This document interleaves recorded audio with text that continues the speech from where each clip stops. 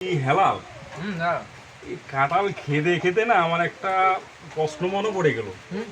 এই ছোট মনোযোগ দিয়ে শুনিস, তোমরা পারিস কিনা আমার একটু জানাস তো। হচ্ছে কি, আমরা যে কাঁঠাল খাচ্ছি আসলে আসলে কাঁঠালের রানী কাঁঠালে ঠিক হ্যাঁ কারণ রানী তো শেখ হাসিনা। ওই কি বলিস? এই বেটা সেকে মজা নিস না তো। আরে সেটাই আমি তো। কিন্তু জানি না, আমাকে নিয়ে মজা করিস না বেটা। আরে তুমি কি শুনি অন্য কাঁঠাল রানী, এই কাঁঠাল রানী শেখ হাসিনা বলেছো। আর আমি শুনিনি রে, কারণ হচ্ছে কি আমি তো শেখ হাসিনা আসার পরই জেলে ছিলাম, সে আমাকে ভরে দিয়েছে। এরপর থেকে আমি কি হয়েছে বুঝতে পারিনি তো। শুনো শুনো আচ্ছা বলো তো, শেখ হাসিনা কেন রে? শুনো ব্যাপারটা শুনো, বলে হ্যাঁ, খোলাসা বল। করে বলছি আর কি। হ্যাঁ, খোলাসা করি বলিস। এই যে কাঁঠাল রানী আমরা বলছি, হ্যাঁ সেটা কারণ হচ্ছে যে হ্যাঁ এই কাঁঠাল রানী শেখ হাসিনা হ্যাঁ।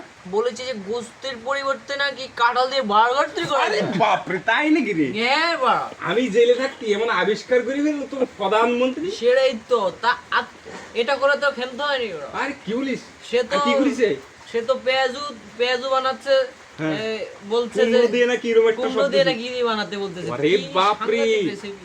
আরে কোন মন্ত্রী বলে বলেছে যে তোমরা খেজুরের বদলে এই যে বড়ই দিয়ে ইফতারটা করলে হয়? হ্যাঁ, আরে শালার কি মন্ত্রী, বিজ্ঞানী মন্ত্রী সব রাইতেছে তোরা।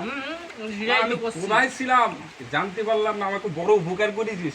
আমি তাদেরকে হৃদয়ে ধারণ করবো, কাঁঠাল ঠেকায় পড়লে পরে এই কাজগুলো আমি করে দেখাবো। কাঁঠালের রানী তাহলে কে তো? শেখ হাসিনা উনি শেখ, তার একটা উপাধি দেওয়া দরকার তো। আরেকটা নাম শুনেছে, মাদার অফ মাফিয়া। এটা কি রে, একটু বলিস তো আমাকে, আরে পরে বলিস ঠিক আছে? এখন না, অনেক লং হয়ে যাচ্ছে, খাওয়া আমার লস হয়ে যাচ্ছে। ও খালি মাইরে দিচ্ছে রে, আমরা কথা বলছি তুই মাইরে দিচ্ছিস। ওরে শালা সব বাদ পার, আর কথা না, খাওয়া এখন। চলে